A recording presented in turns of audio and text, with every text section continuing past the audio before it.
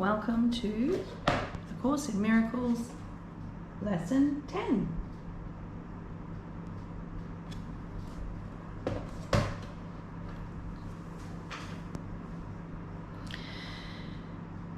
My thoughts do not mean anything. This idea applies to all the thoughts of which you are aware, or of which you become aware in the practice periods. The reason the idea is applicable to all of them is that they are not your real thoughts. Let me read that again. I think it's really worth rereading. The reason the idea is applicable to all of them, to all of your thoughts, is that these thoughts are not your real thoughts. We have made this distinction before and will again. You have no basis for comparison as yet. When you do, you will have no doubt that what you once believed were your thoughts did not mean anything. This is the second time we have used this kind of idea. The form is only slightly different. This time, the idea is introduced with my thoughts instead of these thoughts, and no link is made overtly with the things around you. The emphasis is now on the lack of reality of which you think. This aspect of the correction process began with the idea that the thoughts of which you are aware are meaningless, outside rather than within, and then stressed their past rather than present status. Now, we are emphasizing that the presence of these thoughts means that you are not thinking. This is merely another way of repeating our earlier statement that your mind is really a blank. To recognize this is to recognize nothingness when you think you see it. As such, it is the prerequisite for vision. Close your eyes for these exercises and introduce them by repeating the idea for today quite slowly to yourself. Then add,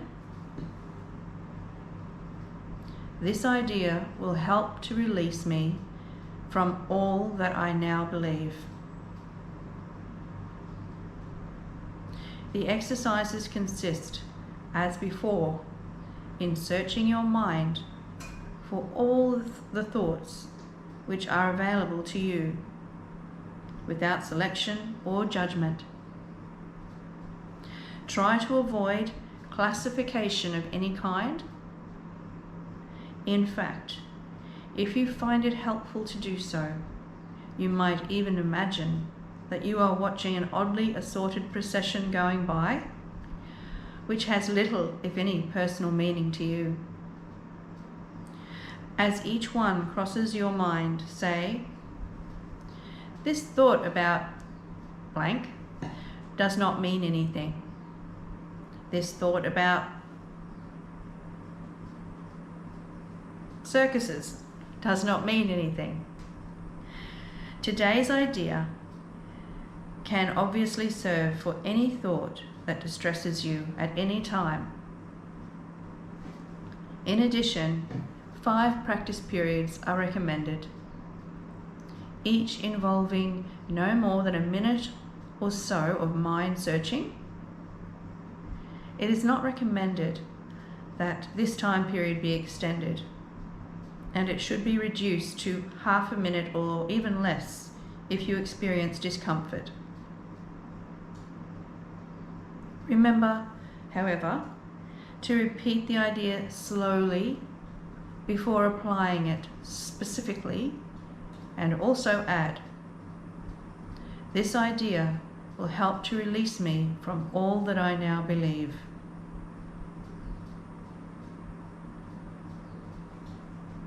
Okay, stop your video now and go do your lesson. Come back and I will finish reading Jesus Commentary from A Year of Forgiveness by Tina Louise Boulding.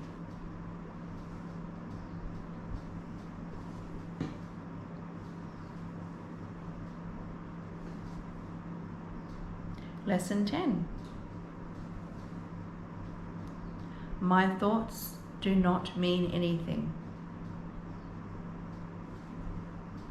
I am that one you know as Jesus, and we are here together to enlighten you. That is the path of all human beings on this planet, the path to awaken to their true nature, which is love. That is clearly not where you are at this time. The results and the physical manifestations on your planet of war, sickness, and death testify to the fact that you do not know love. Even though made of love, from love, for love, you have walked so far down the road away from love that you have forgotten your true nature. This training program you have decided to join with me reveals how far you have walked along the road in the wrong direction. You can look at the physical manifestations in your life, body, relationships, and society, and know you lack love. If something is lacking, what do you add to that situation? The thing that lacks, the thing it lacks. You must add love to this life that you live in your perceptual journey. First of all, you must have your mind clarified, because most of you do not even know what love is. I'll read that little part again. You must add love to this life that you live in your perceptual journey. First of all, you must have your mind clarified, because most of you do not even know what love is. Truly, dear ones, you do not know what love is. You have a programmed, superficial, and distorted definition of love. Many of the acts you participate in and call love are not loving at all. The clarification begins with the fundamentals of how you look at yourself, how you look at your interior language, and how you interpret that interior language. If you respond to every thought as true, you live in a chaotic and violent world. Most of the thoughts in your mind come from unloving and thus untrue beliefs and ideas. You have been inserted into your They have been inserted into your consciousness without your knowledge, even though you have supported them for many years through word, thought, and deed. Trust in this process. trust as we get into the inner workings of your consciousness. Even though you do not understand yet what comes from that transformation, you will feel more loving. You will feel less violent. When you do not have the urge to attack, judge, or curse somebody, or yell, shout, or scream, there will come a time when you truly have a choice. You will say, I am not going to do that anymore. These early lessons might confuse you because they counter everything you have ever been taught. We know this is a great act of faith on your part to do these lessons and allow us into your consciousness. For that, we are very grateful. I walk beside you on this journey, and I want you to know my teachings always have been centered on love.